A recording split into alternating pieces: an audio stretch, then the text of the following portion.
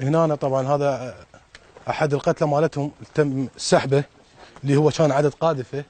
زين، هاي الجعبه مالته تركوا هنا، هاي اثار الدم.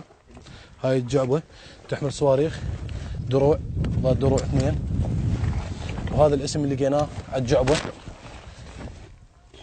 الشامي مكتوب عليها. زين، هذا القتيل هنا، هاي اثار الدم مالته. هاي الامتعه كانوا يحملونها اياهم بالجنط مالتهم الاكل. هذا هنا تم سحبه هنا، هذا القتيل هنا شوف، هذا اللي لفوه بهذا الشيء.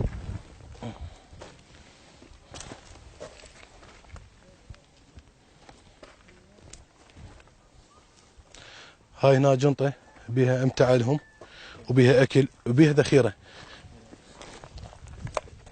هاي بيها مخازن 2 كانت بيها الامتعه مالتهم وملابسهم. هاي ملابسهم. هاي الجنطه كانوا يحملون بيها. هاي ادويه طبعا. هاي ابره يحملونها بكل جنطه، كل شخص يحمل هاي الابره. ملابسهم وهاي امتعتهم. طبعا هم كان لهم نيه يبقون فتره، اقل فتره ممكنه واكثر فتره ممكنه بهذا المكان، ولكن ابطال سرايا السلام تصدوا هذا الموجود. زين، وجبروا العدو الانسحاب. وهاي جاي شوف انت قتلاهم الموجود، الاثار مال الدم وجرحاهم. وطبعا تم تاسير شخصين من القوه الهاجمه، والشخصين اعترفوا مبدئيا.